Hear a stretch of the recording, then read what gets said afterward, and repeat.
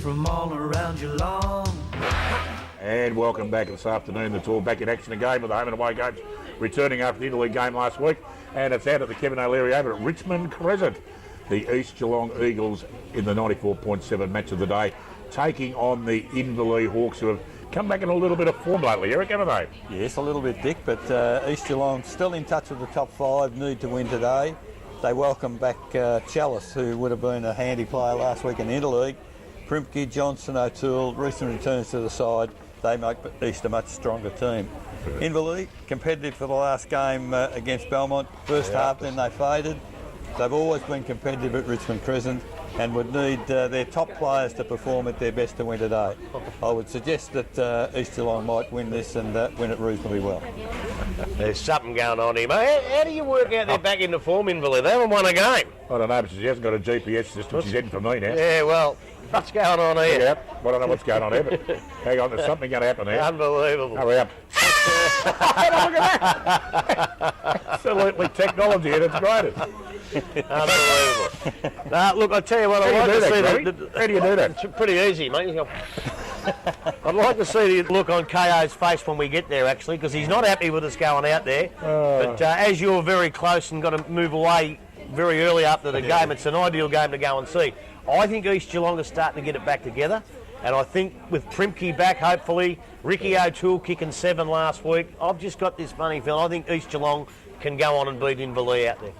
Well, it'll be a fantastic game indeed. And of course, as you said, from 1:30 this afternoon, you can catch all the action on 94.7 The Pulse from 1:30 this afternoon. 94.7 The Pulse, your home of country football. Another big game on this afternoon is out at Footrot Flats, and it's the Anarchy Roos, and they're taking on Grubby's Werribee Centrals, the boys from the Quacker Dome. Who better to tell us all about how good Werribee Centrals are but the birthday boy himself? Go for it, mate. I don't really know how good Werribee Centrals are because I've only seen... The next game is... I've only seen them the once, just like everybody else. But, look, it'll be a pretty good game out at Footrot Flats. They always struggle out there, Werribee Centrals, because, I don't know, it's just the ground, the smaller ground. I don't know what it is, but Anarchy, their form's been up and down. If they play their best footy, they're good. If they don't, well, they're ordinary. Whereas Werribee have been pretty consistent. They've only been beaten by North and Bellpost Hill. So you would think with that in mind, Werribee Centrals might just have enough in their tank to knock the Roos off. Well, it's going to be a great game indeed. Don't worry about that. And Werribee Centrals aren't travelling too bad at the moment. And Anarchy, well, they're not too far away. Another game on this afternoon actually takes on proportions of a really big game, big occasion game. Because, well, the Winchelsea Blues started off the season pretty well. Still playing some pretty good football under David Minch. They're out at the Gun Club and they're taking on the North Geelong Magpies. Eric, can North Geelong continue on their magnificent form? I think they might, Dick, but having said that, there's a great four-quarter performance 2 weeks ago at Thompson by Winchelsea. They'll miss Minch, but they'll need Higgins, Donald, Hermans, McKenzie, Leake to really perform at their best today. A big test against one of the, I think North Geelong, one of this year's benchmark teams. North, they face an inform opponent. They'll miss Clark and Briggy. Others will need to stand up for them. Clark will be a big loss. He's been kicking goals for them in recent weeks. Briggy, shouldn't have played last week in my opinion. On ball, I reckon a fantastic game here. Podner versus Leake. The young youth and the age, and I reckon that'll be well worth looking. Maybe closer than a lot of people think, but I reckon Doggy Ryan will keep the North boys going. Boys and Clark won. Broken finger. Has he? He did it at training too for the interleague game, would you believe? Oh, could not believe it. It's a bad one. Injury. He's getting 10 or 11 weeks apparently, which is just the last thing you need. Out of the Ring Road Recreation. Luck, isn't it? Out the Ring Road Recreation Reserve, it's the Bellpost Hill Panthers, who are currently undefeated at the moment, going along absolutely fantastic at the moment, are Poppers Panthers, and they take on the Crier Devils. I'll go to you, Grubby. I cannot see Crier getting anywhere near this Bellpost Hill outfit. No, they probably can't. Well, they won't. There's no doubt about that. But they're improving every week, Crier, and their best is pretty good. They were very, very good against North Geelong for a half, and they probably couldn't just carry it on. And that might be the case again this week. But they're improving every week. Bellpost Hill, well, they're the best side in the comp. We know that, and they will win this game. But they're not all undefeated out there at Bellpost Hill. There's now 7 players who are not undefeated anymore, and they're the 7 that played in the interleague on Saturday. So that would have been a new experience for those poor buggers. That's the first game they've lost for a long, long time. But look, out at the Ring Road, or even at Carrara, or even on Myers Rooftop, you'd have to go for the Bellpost Hill Panthers this week. Yeah, absolutely, and they're in great form at the moment. out of Victoria Park out there with the number one ticket holders' home ground. Hey, by crikey, that's right, Billy Kelly's ground out there. They played for Stonehaven and Meredith back in the old days. Well, they take on the Tommy Tigers, the boys from the Thunderdome. And I tell you what, Tommy Tigers are just having a pretty ordinary season at the moment. Eric, 2 or 3 years ago, in the last 10 years, Bannockburn and Thompson would have been the match of the day every week, and they're just not right quite there at the moment, those Connors. But Bannockburn's improving, though. Oh, yeah, absolutely right, Dick. They would have been finalists for many, many years. Topsy-turvy season, Bannockburn, 4 wins, 3 losses. Opportunity to consolidate at home today. Interleague, I thought last week brought the best out in Matty Tyquin, who we didn't mention before. Played himself into a bit of form. He'll be handy for them today.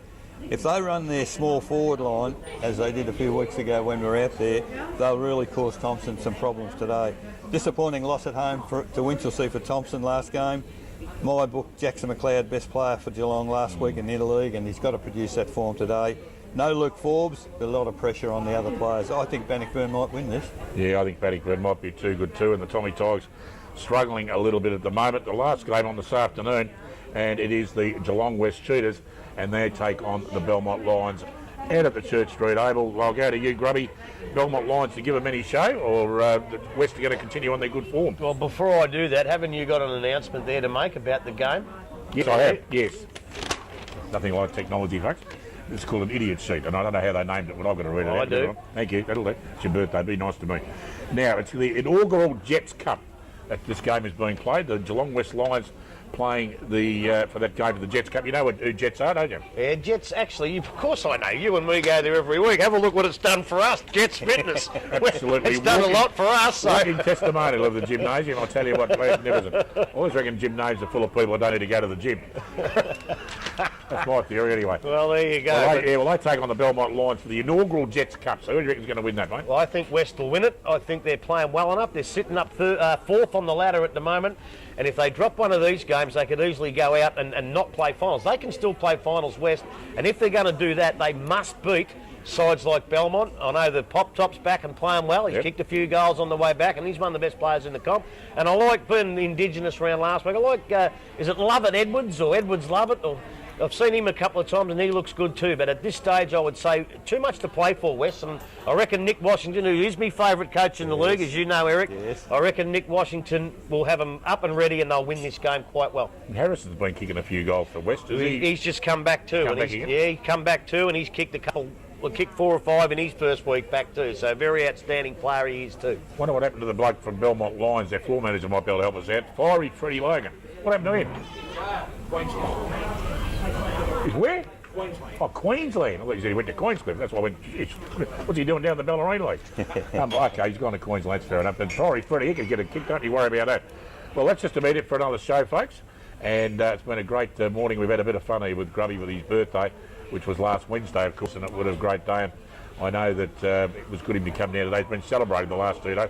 Tell us about your train trip back to Werribee after the North Geelong game. What happened there? There's no train trip. I went to get a train. There's no bloody trains. We got there at 20 to 7. Finally, the bus picked me up at 20 to 9.